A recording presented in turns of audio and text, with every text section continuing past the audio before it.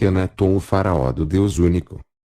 Para que saibamos a razão pela qual foi adotado o nome do faraó Amenófis IV, temos que conhecer a sua história.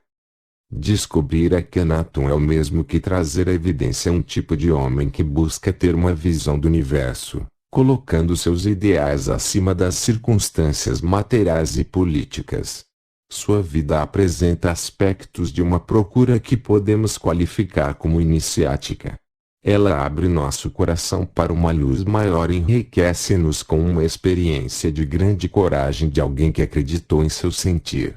A formação do jovem Amenófis IV teve forte e positiva participação de seus pais, o faraó Amenófis III e a rainha Ti, um casal que a história registra como sendo de rara inteligência e com princípios morais elevados. Seu pai, homem de pulso forte, soube se fazer cercar de sábios que o assessoravam no governo do Egito e demonstrou grande capacidade de conquistar pacificamente o apoio dos países vizinhos. Demonstrou também coragem para romper com algumas tradições impostas ao faraó, dentre elas, a de se casar com uma mulher sem origem na realeza, mas sim de origem modesta. O faraó idealizava a formação de uma religião universalista, privilegiando em seu reinado o culto de Atum, apesar da forte influência de Tebas e seu deus Amon, o que certamente influenciou em muito a formação do pensamento de Akenaton. Mais tarde, ainda vive durante o reinado de seu filho, Amenófis III apoiou as mudanças profundas promovidas por ele. Sua mãe, a plebeia Ti, foi personalidade marcante da história do Egito, participando ativamente das grandes decisões políticas, sendo que, em certos casos, chegou mesmo a desencadeá-las. Ti levou uma vida apaixonante e não descansa jamais, sendo vista constantemente nas manifestações públicas ao lado do rei, fato este que era inusitado na história do Egito. Segundo muitos historiadores, foi ela quem preparou todo o caminho para a chegada do filho ao poder. Além dos pais, dentre os sábios que conviviam com o faraó, houve um de especial importância para o jovem Amenófis. Trata-se de Amenhotep, considerado um dos maiores sábios do Egito e que foi o grande educador do futuro faraó. Amenhotep era um homem que defendia ser fundamental acionar as ideias e conhecimentos de cada um, sem o que de nada valia o conhecimento para o homem. Esta posição foi fundamental na formação de Akenaton, que possuía, desde jovem, grande tendência mística, e que encontrou em seu preceptor Amenhotep o conhecimento necessário para buscar o equilíbrio de suas ações. Início do reinado Amenófis I, que mais tarde ficou conhecido como Akenaton, foi coroado faraó aos 15 anos de idade, assumindo poder e co-regência com seu pai, numa época em que Egito vivia uma situação interna tranquila e de grande prosperidade. Seu reinado durou 13 anos, de 1370 a 1357 AC. Amenófis III morreu no 12º ano do reinado de Akenaton. Durante os 8 anos do período de co-regência, Amenófis III pode passar ao filho toda sua experiência e também servir de apoio para as grandes mudanças promovidas por ele. É o pai também quem controla a impetuosidade do filho, evitando um confronto com o clero de Tebas antes que tivessem sido lançadas as bases da Revolução Amarniana. O jovem Amenófis IV acredita que um ideal justo sempre triunfa, mas aprende com o pai a ser paciente. Sua mãe, que viveu durante os 6 primeiros anos de seu reinado, foi responsável pela estruturação das tendências místicas de Amenófis IV, fazendo com que ele se aproximasse da parte do clero que estava ligada aos antigos cultos do Egito, onde Atum era o deus maior. Assim, durante os 4 primeiros anos de seu reinado, Amenófis IV vai, lentamente, se afastando de Tebas e amadurecendo a ideia de um Deus universal. Ao final deste período, ele inicia a grande revolução. Proclama a sua intenção de realizar a cerimônia religiosa de regeneração, denominada Festa Sé, na qual o faraó se recarrega. Para este ritual mágico, manda construir um templo para Atum e adota o nome de Akhenaton, o filho do sol. O significado destes atos é profundo dentro da cultura egípcia. O faraó indicava claramente que Atum passava a condição de deus do Egito, rompendo com os sacerdotes de Tebas. No templo de Atum, pela primeira vez, o deus não tinha rosto, sendo representado pelo disco solar.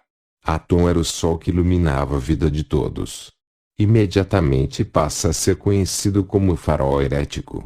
Não se pode entender a obra de Akhenaton sem se conhecer a figura de sua esposa, Nefertiti, a bela que chegou, bem como a figura de seus pais e Amenhotep. Segundo os historiadores, era uma mulher de rara beleza. Nefertiti, egípcia, pertencia a uma grande família nobre. Não seria ela, no entanto, quem o futuro faraó deveria desposar, o que novamente indica a independência da família real em relação aos usos e costumes impostos à corte. O casamento, porém, se deu quando Amenófis IV tinha, aproximadamente 12 anos, sendo que Nefertiti era ainda mais jovem que ele. Akhenaton e Nefertiti acabaram por transformar seu casamento estatal em um casamento de amor. São muitas as cenas de arte que retratam um relacionamento carinhoso entre eles, o que, por si só, mostra a intensidade deste relacionamento, uma vez que não era comum na arte egípcia a expressão destes sentimentos. Com efeito, Akhenaton e Nefertiti são, até hoje, citados como exemplo de um dos casais românticos mais famosos da história. Do mesmo modo Nefertiti era muito mais que uma esposa e mãe, embora preenchesse perfeitamente estas funções. Foi também uma das cabeças pensantes da civilização amarniana, como ficou conhecida a obra de Akhenaton. Sob sua doçura e fascínio, ocultava uma vontade de impiedoso rigor.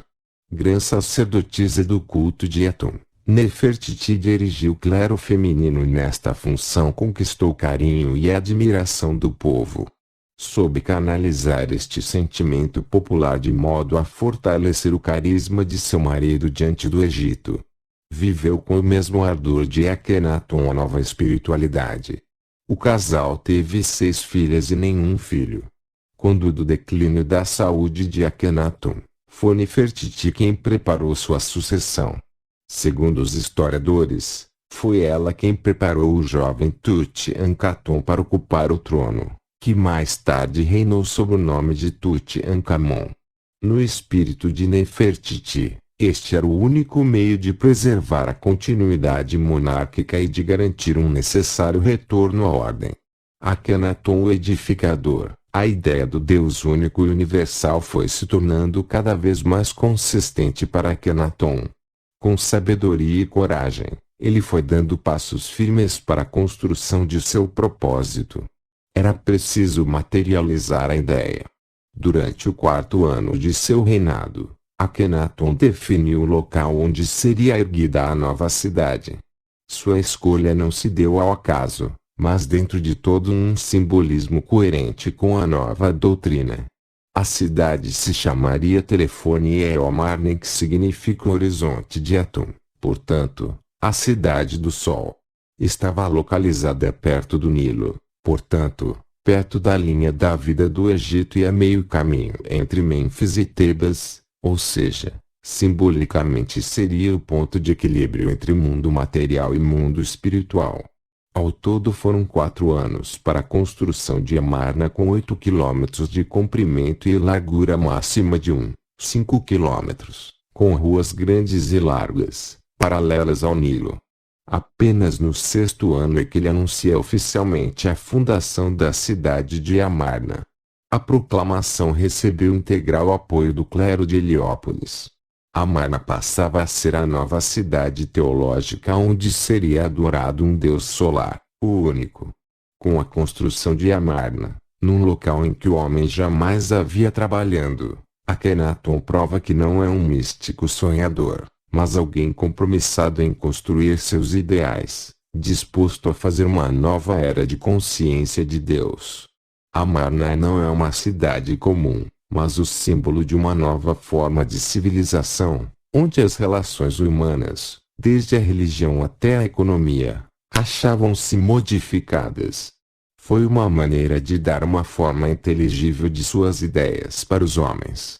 Foi o teatro de uma tentativa fantástica de implantação do monoteísmo. Ali havia gente de todas as nações que se transformaram de súditos em discípulos de Akhenaton. Viver em Amarna era tentar desafiar o desconhecido e mergulhar na aventura do novo conhecimento, acreditando que o sol da justiça e do amor jamais se deitaria. A vida em Amarna, capital do Egito, cidade protegida. Amarna é antes de tudo uma cidade mística em virtude da própria personalidade do rei. Viver em Amarna era compartilhar da vida do casal real, suas alegrias e suas dores. Era descobrir, no rei, um mestre espiritual que ensinava as leis da evolução interior. Akhenaton e Nefertiti constantemente passeavam pela cidade, a bordo da carruagem do sol, buscando um contato com seus súditos. Diariamente, cabia a Akhenaton comandar a cerimônia de homenagem ao nascer do sol e a Nefertiti, a cerimônia do pôr do sol. Para administrar a cidade, tendo como conselheiros políticos o pai, a mãe e um tio de nome Ai, Akhenaton herdou grande parte dos auxiliares de seu pai, que adotaram com entusiasmo a nova orientação religiosa do faraó. Akhenaton cuidou de ensinar a nova espiritualidade a todos seus auxiliares diretos. Esta espiritualidade se baseia numa religião interior e na certeza de que existe um mesmo Deus para todos os homens.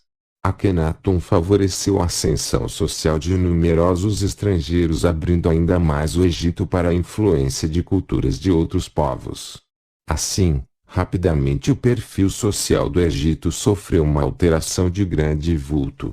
É fácil imaginar que muitos foram aqueles que ficaram descontentes com a nova situação, mas a grandiosidade do faraó fazia com que se mantivesse um equilíbrio na sociedade, e de sua sabedoria emanava uma energia que influenciava positivamente todos os aspectos da vida no Egito. A arte egípcia foi particularmente influenciada durante o reinado de Akhenaton, sendo historicamente classificada como a arte amarniana. De forma extremamente inovadora para a época, ela registra a visão que o faraó tinha do homem e do universo. Pela primeira vez surgem obras mostrando a vida familiar, o que vem ao encontro da concepção de Akhenaton de que o fluxo divino passa obrigatoriamente pelo organismo familiar. Em algumas obras, aparecem também membros da família real nus, como indicação da necessidade da transparência interior. Este tema da transparência do ser está presente na mística universal. Akhenaton permitiu que se registrassem obras de arte, cenas da intimidade da vida da família real, o que jamais fora feito antes. Também são muito utilizados temas onde aparece a natureza, fauna e flora, consideradas a grande dádiva da vida à vinda de Aton.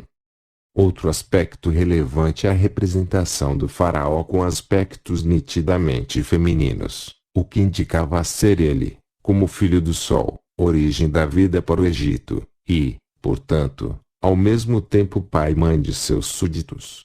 A história classifica estas representações como as do Akhenaton teológico. Na poesia, a contribuição da civilização de Akhenaton é muito rica, especialmente nos escritos religiosos em homenagem ao deus Aton. E através dela que o faraó mostra a unicidade de Deus, o princípio solar, que criou o universo, deu origem à vida em todas as suas manifestações. O princípio solar rege a harmonia do mundo, tudo cria e permanece na unidade. Akhenaton e a religião da luz. Devemos observar que mesmo durante o período em que Tebas exerce a maior influência na religião egípcia, Mênfis e Heliópolis continuavam a alimentar a espiritualidade do reino. Os sacerdotes destas cidades, Sem o poder material de Tebas, consagravam-se ao estudo das tradições sagradas que cada faraó devia conhecer. Foi com estes sacerdotes que Akhenaton foi buscar as bases da nova ordem religiosa. Apesar dos séculos que nos separam da aventura espiritual de Akhenaton, podemos perceber seu ideal e sua razão de ser e nos aproximarmos, passo a passo, de Atum, cetro misterioso da fé do faraó. Para ele Akhenaton, Atum é um princípio divino invisível, intangível e onipresente, porque nada pode existir sem ele. Atum tem a possibilidade de revelar o que está oculto, sendo o núcleo da força criadora que se manifesta sob inúmeras formas, iluminando ao mesmo tempo o mundo dos vivos e dos mortos e, portanto, iluminando o espírito humano sendo, por isso, a sua representação o disco solar, sem rosto, mas que a todos ilumina. Atum é também o faraó do amor, que faz com que os seres vivos coexistam sem se destruir e procurem viver em harmonia. Para Akhenaton, é essencial preservar uma circulação de energia entre a alma e o mundo dos vivos. Na realidade, não existe nenhuma ruptura entre o aparente e o oculto. Na religião do Egito não existe a morte, apenas uma série de transformações cujas leis são eternas. Em Amarna, os templos passam a ser visitados integralmente por todos, não mais existindo salas secretas em cujo interior somente os sacerdotes e o faraó podem entrar. Para Akhenaton todos os homens são iguais diante de Atum. A experiência espiritual de Akhenaton e os textos da época amarniana deslumbraram mais de uma vez os sábios cristãos. Numa certa medida, pode-se dizer que ele é uma prefiguração do cristianismo que viria, com uma visão profunda da unicidade divina, traduzida pelo monoteísmo. É espantosa a semelhança existente entre o hino Atum e os textos do livro dos Salmos da Bíblia, em especial o Salmo 104. Por outro lado, é fácil encontrar semelhanças entre a vida de Akhenaton e a vida de Moisés. Se um destrói o bezerro de ouro, o outro luta contra a multiplicidade de deuses egípcios, ambos lutando pelo ideal do monoteísmo e se colocando como mestres dos ensinamentos divinos para todo um povo. A religião de Amarna continha uma magia maravilhosa, uma magia que aproxima o homem de sua fonte divina. A implantação da nova ordem religiosa tornou-se quase que a única tarefa merecedora da atenção do faraó. Com isso não combateu os movimentos internos daqueles que se sentiram prejudicados pela nova ordem e também pelo crescimento bélico dos hititas. Por volta do 12º ano de seu reinado, com a morte de Amenófis III, estes movimentos internos tomavam vulto e as hostilidades externas se agravavam. Akhenaton, porém, fiel a seus princípios religiosos, se recusava a tomar atitudes de guerra, acreditando poder conquistar seus inimigos com o poder do amor de Atum. Nesta altura, a saúde de Akhenaton dá sinais de fraqueza, e ele resolve iniciar um novo faraó. Em Amarna, Nefertiti iniciar a preparação de Tutankhamun, segundo genro do faraó, para a linha de sucessão, uma vez que o casal não possuía filho homem. Akhenaton, no entanto, escolhe Sementkare, iniciando com ele uma co-regência do trono. Embora não existam registros claros sobre este período, tudo indica que durante a co-regência, que durou 5 ou 6 anos, morre Nefertiti, e sua perda é um golpe demasiado forte para Akhenaton, que vem a falecer pouco depois com aproximadamente 33 anos. Seu reinado, no total, durou cerca de 19 anos. Sementkare também faleceu praticamente na mesma época, deixando vazio o trono do Egito e permitindo aos sacerdotes de Tebas a indicação de Tutankhamun, que imediatamente mudou seu nome para Tutankhamon, indicando que Amon voltava a ser o deus supremo do Egito, por ser muito jovem e não possuir a estrutura de seus antecessores. Tutankhamon permitiu a volta da influência de Tebas que, por sua vez, não mediu esforços para destruir todo o legado de Akhenaton, incluindo-se a cidade de Amarna. Akhenaton foi um marco na história da humanidade, o fim dramático da aventura marniana devido às circunstâncias políticas e históricas que não diminuem em nada o valor do ensinamento de Akhenaton. Se é inegável que o fundador da Cidade do Sol, a cidade da energia criadora, entrou em conflito com os homens que ele queria unir pelo amor de Deus, não é menos verdade que ele abriu uma nova concepção sobre esta luz que a cada instante se oferece aos homens de boa vontade. Sua experiência foi uma tentativa sincera de perceber a eterna sabedoria e de torná-la perceptível a todos. A coragem que demonstrou na luta constante por seus ideais, sem dúvida, fez dele um marco eterno na história da humanidade. A história de Akhenaton mostra, mais uma vez, que um homem melhor faz um meio melhor, e que a força de sua convicção em seu objetivo altera a vida do meio, seja ele uma rua, um bairro, uma cidade, um país, o universo. Mistérios antigos dizem que Akhenaton foi um verdadeiro príncipe da paz. Deixou-nos um importante legado espiritual, plenamente válido e precioso para a humanidade no século XXI. Talvez os seus ensinamentos possibilitem aos seres humanos o resgate das suas raízes solares, espirituais e físicas, auxiliando cada um de nós a encontrar o seu verdadeiro lugar no universo, objetivo principal de nossa existência neste planeta.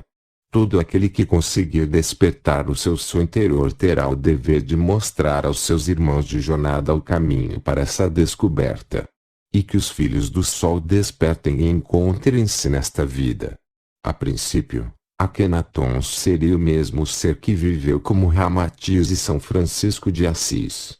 Akhenaton era um faraó iluminado muito antes da vinda de Jesus Cristo, precisamente no Antigo Egito. 18 Dinastia, um personagem maravilhoso deixou as suas profundas marcas no caminhar evolutivo e espiritual do nosso planeta.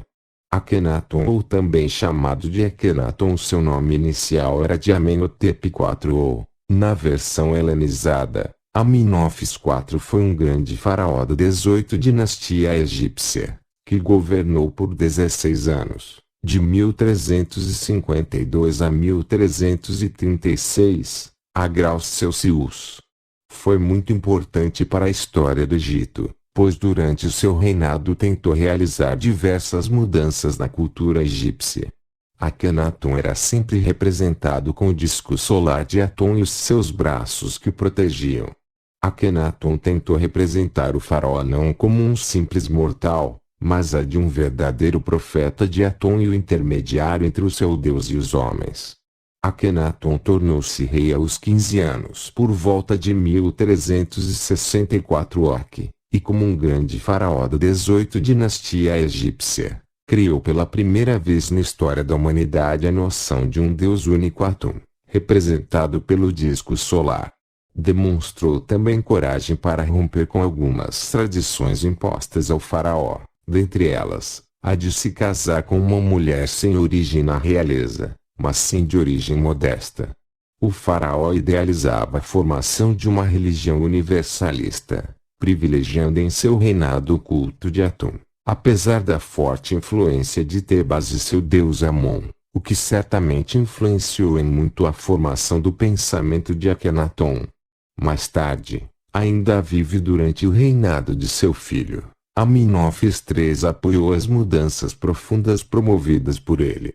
Muito antes dos faraós, a história egípcia conta que deuses desceram dos céus em suas esferas voadoras. Esses deuses Neteru, Íris e Ísis vieram da constelação de Órion, da estrela de Sirius. Todos eles possuíam algo em comum: a cabeça alongada. O curto mas importantíssimo reinado de Akhenaton foi sempre envolto em muitos mistérios, muito por conta das grandes transformações propostas por ele na cultura egípcia. Assim como em diversas culturas antigas, na cultura egípcia também foram encontrados crânios deformados, alongados. Akhenaton teria uma cabeça estranhamente alongada. Os antigos faraós diziam proceder da linhagem direta dos deuses, e essa seria uma das evidências físicas dessa descendência divina, no caso de Akhenaton. A característica do crânio alongado continuou pelas dinastias. Na 18ª do Império Novo surge Akhenaton, um faraó que iria mudar para sempre Egito. As escrituras narram que este era um faraó que também havia descido das estrelas. Da mesma forma que nas regiões das culturas pré-colombianas foram encontrados crânios anômalos, na antiga cultura egípcia um dos maiores faraós Akhenaton, que reinou de c. 1353 a 1338 a. graus Celsius, é representado com uma cabeça estranhamente alongada. Os antigos faraós do Egito diziam proceder da linhagem direta dos deuses. Pode manifestar-se neste faraó a genética dos deuses, o DNA dos Elohim. À direita a imagem de Akhenaton e à esquerda a imagem de Nefertiti. Os cientistas não podem explicar estas características físicas, então tentam encaixar Akhenaton numa síndrome denominada de Marfan. Esta síndrome produz alargamento das feições e do crânio, rasgos femininos e uma clara infertilidade. Mas é bem sabido que o faraó teve pelo menos meia dúzia de filhas e aqui é onde não encaixa a história oficial. Representação da família real. Akhenaton e Nefertiti com 3 de suas filhas, que também apresentaram a anomalia de alargamento do crânio. Uma vez mais a ciência oficial, em pleno século XXI, é incapaz de explicar as causas de ditos fenômenos. Isto é o que acontece quando comparamos um dos crânios da região pré-colombiana e uma estátua do crânio de Nefertiti, mãe da estirpe real faraônica, descendente direta dos Elohim. As formas encaixam e as evidências também. Da mesma forma que Akhenaton, sua esposa Nefertiti tinha um crânio estranhamente alongado. Nefertiti seria na verdade prima de Akhenaton, e o casamento de ambos teria sido realizado cumprindo o desejo da mãe de Akhenaton, fruto de sua herança genética. O faraó possuía outras características físicas estranhas. Tinha um corpo afeminado. Ele é considerado um ser andrógeno por aqueles que defendem a teoria de que Akhenaton seria um descendente direto dos deuses. Akhenaton mudou a capital do Egito, que antes do seu reinado era Tebas, para uma nova cidade que mandou erguer, a qual nomeou de Akhenaton ou Amarna. Porém a mudança mais marcante realizada por Akhenaton foi na parte cultural, religiosa, quando destituiu o culto ao deus Amon e privilegiou o culto ao deus Atum, assim também tentando empregar uma cultura religiosa monoteísta. Akhenaton também mudou a arte egípcia. O seu reinado assistiu à emergência da chamada arte amarniana, que se caracteriza por um lado pelo naturalismo, abundância de plantas, flores e pássaros, e pela convivência familiar do faraó, e por outro lado, por uma representação mais realista das personagens. Até então os faraós eram sempre representados como figuras esbeltas e de ombros largos, verdadeiras divindades entre os humanos. Mas na arte amarniana o faraó era representado com formas mais realistas. Por vezes as representações atingiam o ponto da caricatura.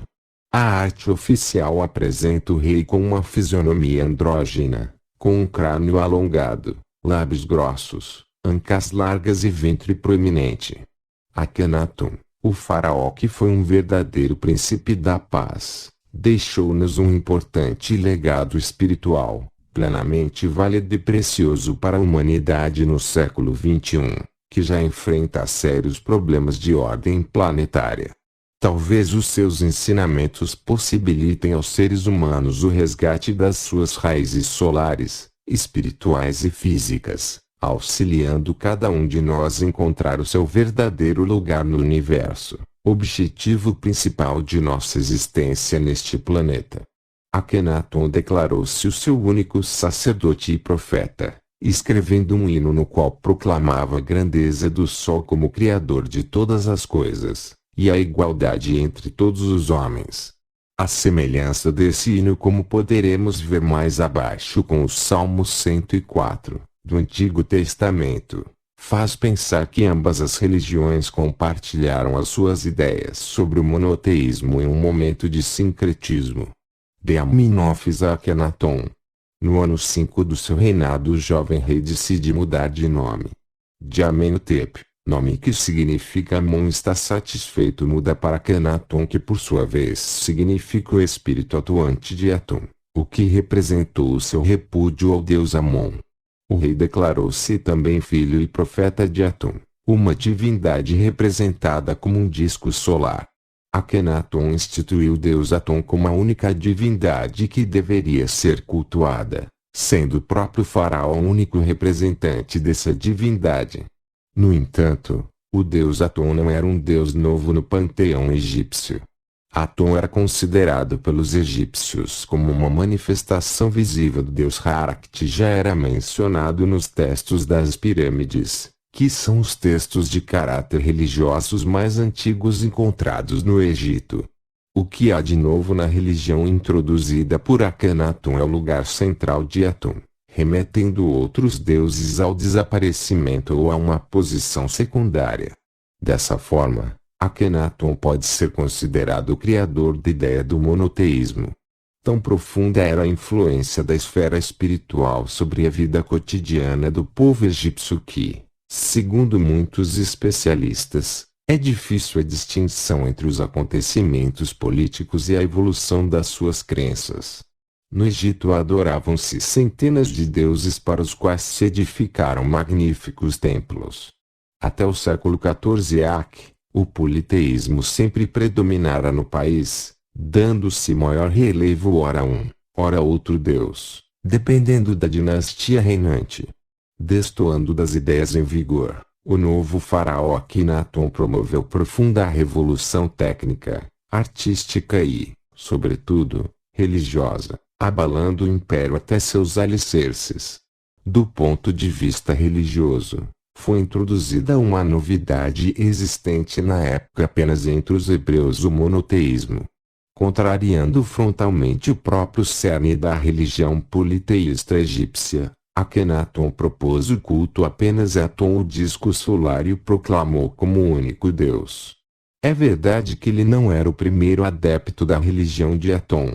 Há traços da existência desse culto algum tempo antes do nascimento do inovador faraó. Entretanto, ao declará-lo oficialmente como o único Deus, o novo soberano direcionava as crenças do país para o monoteísmo.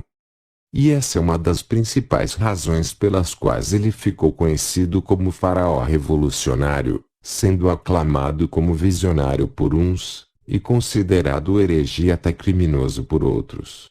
Profeta ou revolucionário que foi ele na realidade? Tratemos de desvendar a questão conhecendo melhor sua história. As teorias relacionadas ao faraó Akenaton. Para alguns teóricos, as mudanças religiosas propostas pelo faraó estavam motivadas numa possível origem extraterrestre de Akenaton. O fato de ele mudar toda a estrutura religiosa e comprar uma grande briga com o poderoso clero gerou revolta desse setor da sociedade egípcia. Mesmo o faraó precisaria do apoio desses nobres, então por que comprar essa briga? Que benefícios essa mudança traria? Os teóricos dos antigos deuses acreditam que não haveria benefícios para o faraó nessa briga comprada por Akenaton. Eles afirmam que ele fez isso por de fato ser um ser de outro mundo, e tal ato seria importante para ele espalhar a sua mensagem. Akenaton foi um faraó que reinou em um período de grande paz, e ele teve uma grande contribuição nesse aspecto. A paz seria o tema do faraó supostamente de outro mundo. Para os Rosacrucis, Akenaton seria o arauto do Cristo cósmico no Egito. Ele seria um mensageiro enviado pela hierarquia invisível para desobstruir o caminho. Segundo suas crenças, tal era a condição que prevalecia no Egito naquele período, vindo Akhenaton promover uma nova era de pensamento espiritual. Foi no meio deste cenário decadente que Akhenaton, um dos irmãos maiores, foi enviado para reacender a tocha espiritual que havia sido apagada pela idolatria, pelo luxo e pelo abuso de poder tanto da Igreja quanto do Estado. Akhenaton protagonizou como Cristo, uma vida como portador de luz, recebendo como troca traições e perseguições. Alguns estudiosos sugerem que Akhenaton tinha ascendência alienígena. O formato de seu crânio demasiadamente alongado, comprovada por estudos arqueológicos, teria posteriormente influenciado diversas culturas ao redor do mundo. Amenófise, que mais tarde ficou conhecido como Akhenaton, foi coroado faraó aos 15 anos de idade, assumindo poder e co-regência com seu pai, numa época em que Egito vivia uma situação interna tranquila e de grande prosperidade. Seu reinado durou 16 anos, de 1352 a 1336 a. Amenófis III morreu no 12º ano do reinado de Akhenaton. Durante os 8 anos do período de co-regência, Amenófis III pode passar ao filho toda sua experiência e também servir de apoio para as grandes mudanças promovidas por ele. É o pai também quem controla a impetuosidade do filho, evitando um confronto com o clero de Tebas antes que tivessem sido lançadas as bases da Revolução Amarniana. O jovem Amenófis IV acredita que um ideal justo sempre triunfa, mas aprende com o pai a ser paciente.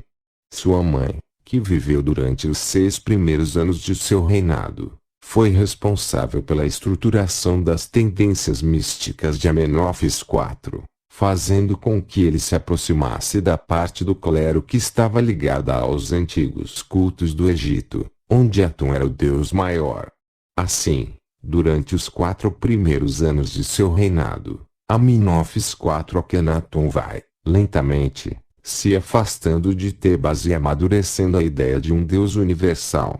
Ao final deste período, ele inicia a Grande Revolução.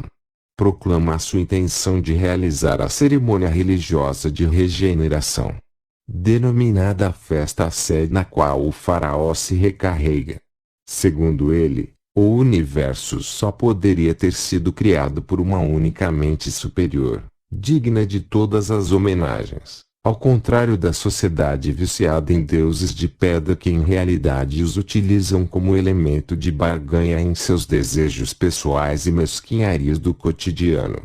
Seu ideal na implantação da nova ideologia baniu em toda a terra de Kemi os ídolos de pedra dos templos, exigindo que fossem removidas as representações pictográficas das obras e salões do Estado.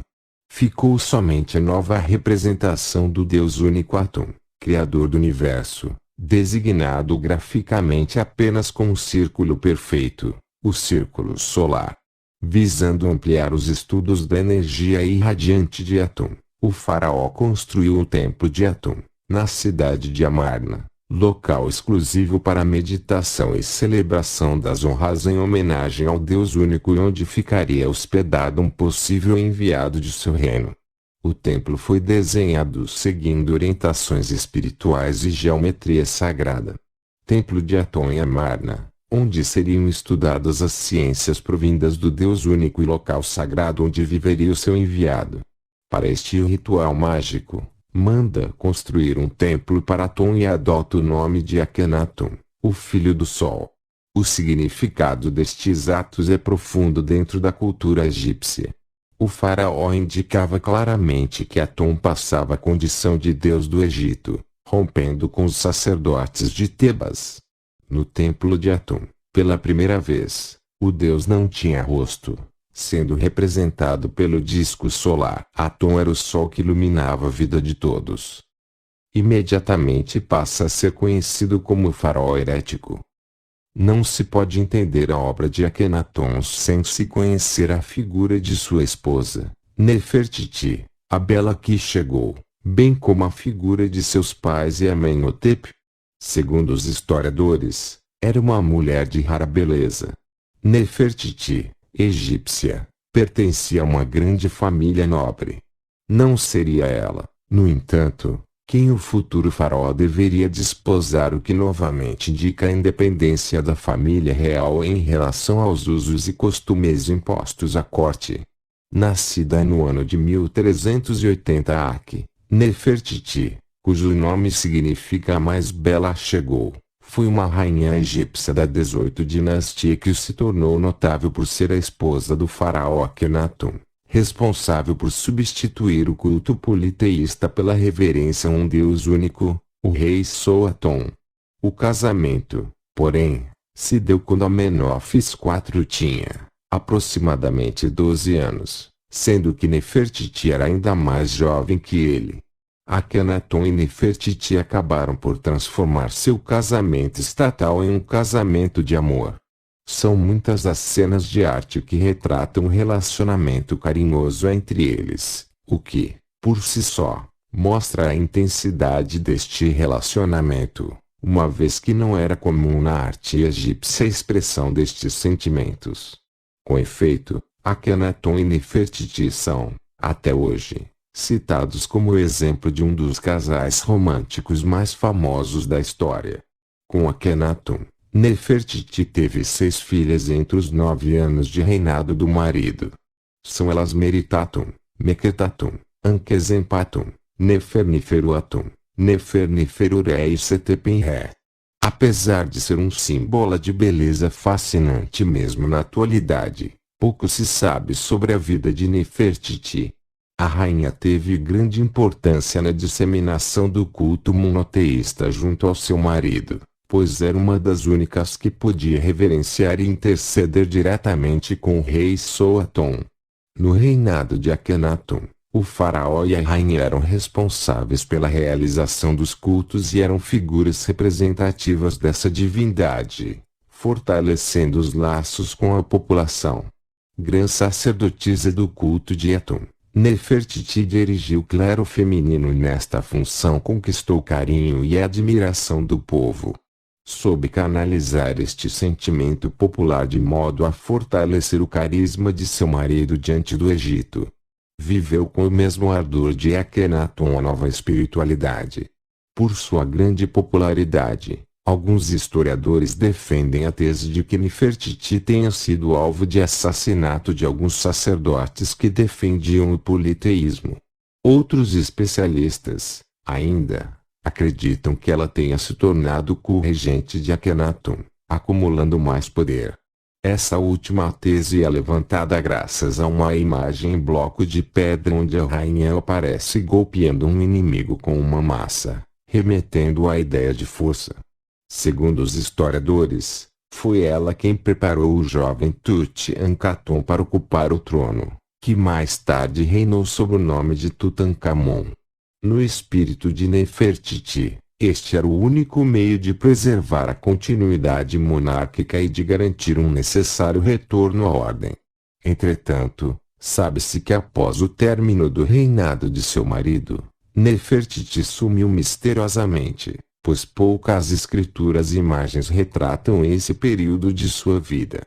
Alguns arqueólogos estimam que ela tenha morrido no ano de 1345 AC. Akhenaton o edificador. A ideia do Deus único e universal foi se tornando cada vez mais consistente para Akhenaton. Com sabedoria e coragem, ele foi dando passos firmes para a construção de seu propósito. Era preciso materializar a ideia. Durante o 4º ano de seu reinado, Akhenaton definiu o local onde seria erguida a nova cidade. Sua escolha não se deu ao acaso, mas dentro de todo um simbolismo coerente com a nova doutrina. A cidade se chamaria Tel Amarna, que significa o horizonte de Atum, portanto, a cidade do sol. Estava localizada perto do Nilo, portanto, perto da linha da vida do Egito e a meio caminho entre Mênfis e Tebas, ou seja, simbolicamente seria o ponto de equilíbrio entre mundo material e mundo espiritual. Ao todo foram 4 anos para a construção de Amarna, com 8 quilômetros de comprimento e largura máxima de 5 quilômetros, com ruas grandes e largas, paralelas ao Nilo. Apenas no 6º ano é que ele anuncia oficialmente a fundação da cidade de Amarna. A proclamação recebeu integral apoio do clero de Heliópolis. Amarna passava a ser a nova cidade teológica onde seria adorado um Deus solar, o único. Com a construção de Amarna, num local em que o homem jamais havia trabalhando, Akenaton prova que não é um místico sonhador, mas alguém compromissado em construir seus ideais, disposto a fazer uma nova era de consciência de Deus.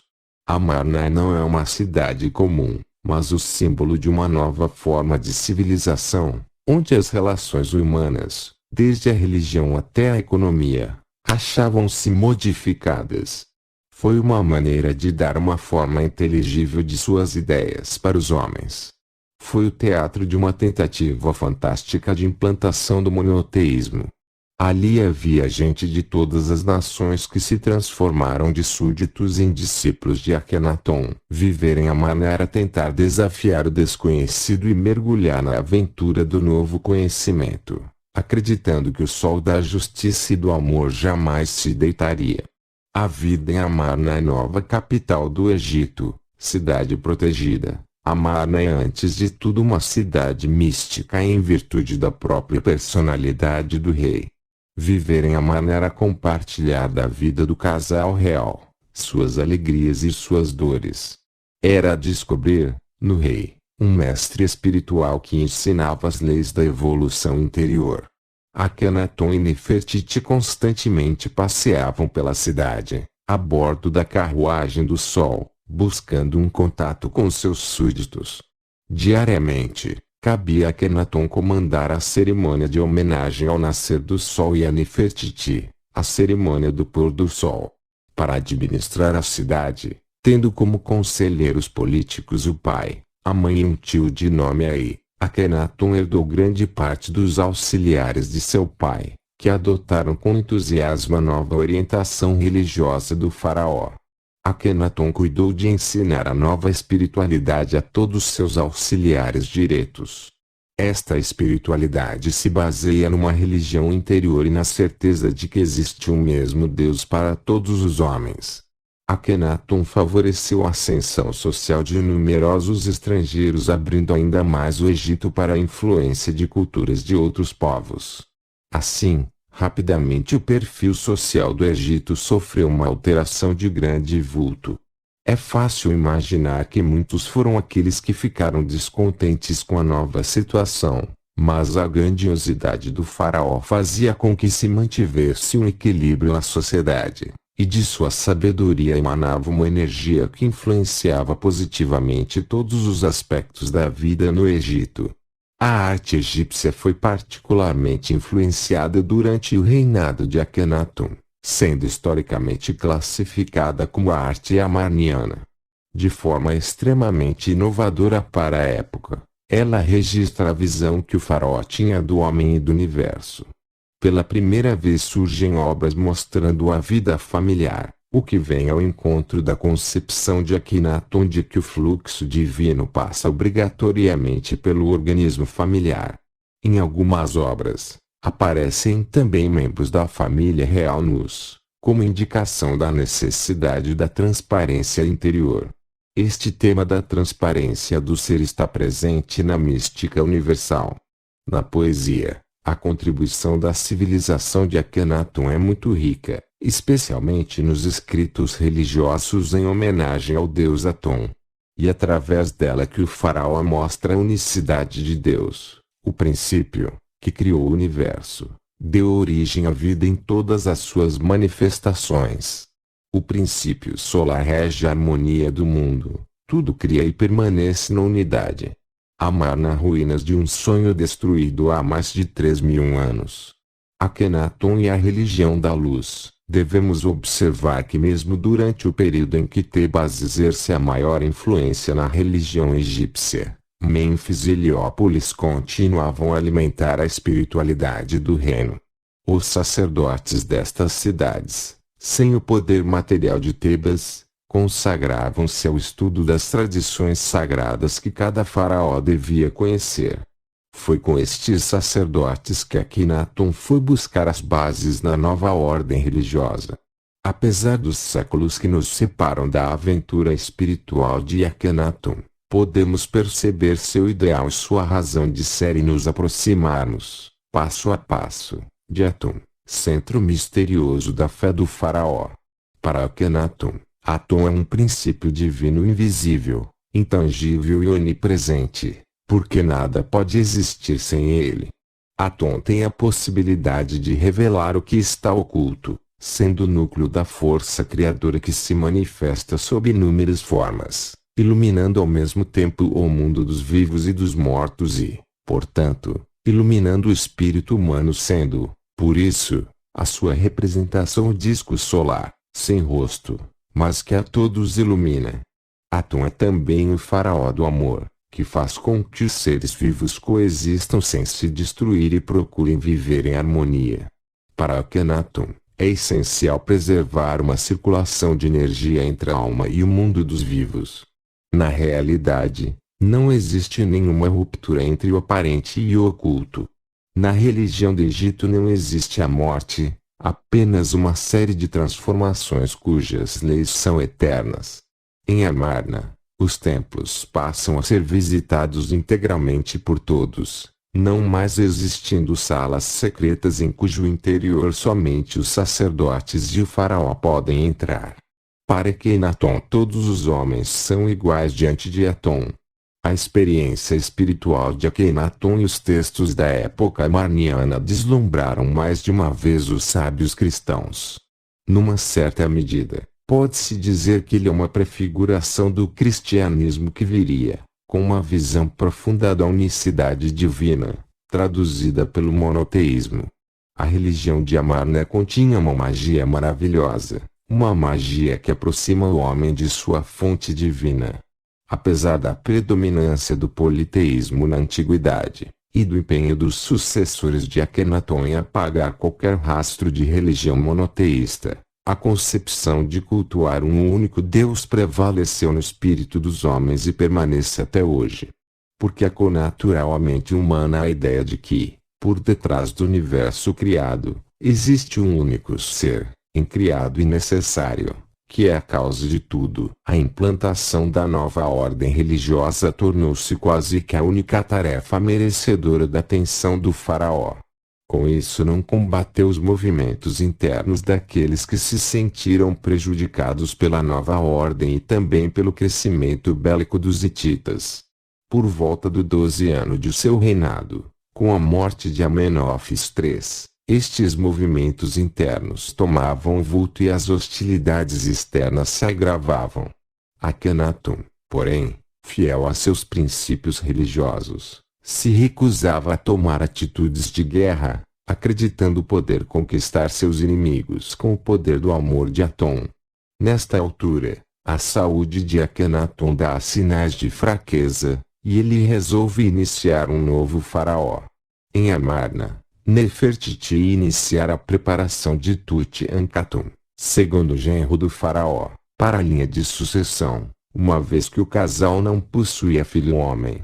Akhenaton, no entanto, escolhe Sementkare, iniciando com ele uma co-regência do trono. Embora não existam registros claros sobre este período, tudo indica que durante a co-regência, que durou 5 ou 6 anos, morre Nefertiti, e sua perda é um golpe demasiado forte para Akhenaton, que vem a falecer pouco depois com aproximadamente 33 anos. Seu reinado, no total, durou cerca de 16 anos.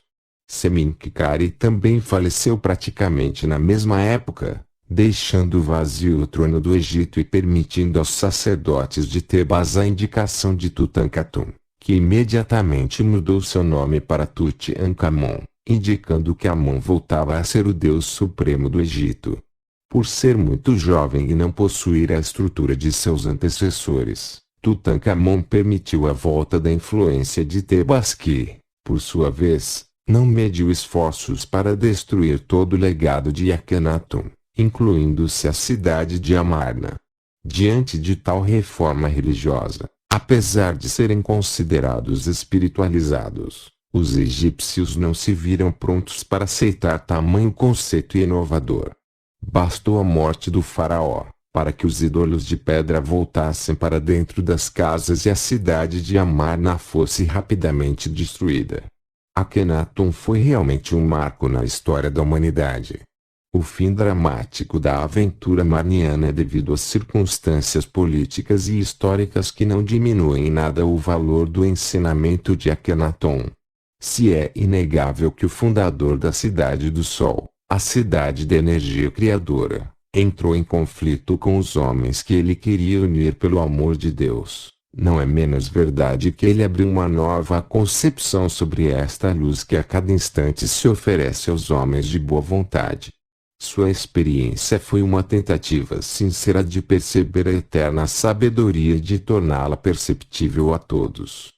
A coragem que demonstrou na luta constante por seus ideais, sem dúvida, fez dele um marco eterno na história da humanidade.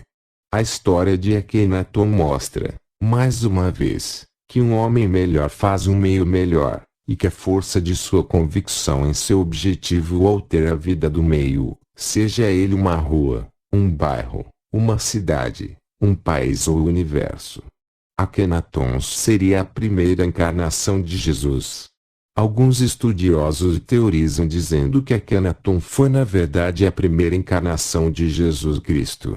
Essas teorias se baseiam no fato de a mensagem que ambos disseminaram ser mais ou menos a mesma, o amor ao próximo e a paz, sem contar alguns indícios em comum entre o cristianismo e a religião imposta por Akhenaton, como poderão ver mais abaixo no hino de Aton. O hino Aton: Tu és belíssimo sobre o horizonte, ó radioso Aton, fonte de vida. Quando te ergues no oriente do céu, teu esplendor abraça a todas as terras. Tu és belo, tu és grande, radiante és tu. Teus raios envolvem todas as terras que criaste, todas as terras se unem pelos raios de teu amor. Tão longe estás, mas seus raios tocam o chão, tão alto estás, mas teus pés se movem sobre o pó. Tu és vida, por ti é que vivemos, os olhos voltados para tua glória, até a hora em que, imenso, te recolhes. Criaste as estações para renascer todas as tuas obras. Criaste o distante céu, para nele ascender. A terra está nas tuas mãos, como aos homens criaste. Se tu nasceres eles vivem, se te pões eles morrem. Tu és propriamente a duração da vida, e vive-se unicamente através de ti. Assim é com acento grave, Akhenaton e Nefertiti uma visão mais romântica do casal solar. Para o arqueólogo e historiador Akhenaton foi o primeiro indivíduo da história. Era um homem inebriado de divindade, cujo espírito correspondia com uma sensibilidade e uma inteligência excepcional às manifestações de Deus em si próprio, um espírito que teve força para disseminar ideias que ultrapassaram o quadro de compreensão da sua época e dos tempos futuros. Era o primeiro homem a quem Deus se revelou como fonte de amor universal, era isento de paixões, e com uma bondade que não conhecia restrições. Deu-nos, há 3.000 anos, o exemplo do que deve ser um esposo, um pai, um homem honesto, do que um poeta deveria sentir, um pregador ensinar, um artista a seguir, um sábio crer e um filósofo pensar. Como outros grandes mestres, sacrificou tudo aos seus princípios, a sua vida, contudo, mostrou até que ponto estes princípios eram impraticáveis. De fato, a religião cósmica do Deus universal, assim como preconizada por Akhenaton, era por demais adiantadas para o seu tempo, como ainda hoje estaria milhares de anos à nossa própria frente. Lamentavelmente temos visto que as armas e os interesses escusos sempre tiveram a força suficiente para fazer um povo aceitar qualquer fé e qualquer governo, por mais absurdos e temerários que possam ser. No seu tempo, o imortal faraó detinha o poder temporal do império mais rico e também dos exércitos mais fortes e temidos da antiguidade.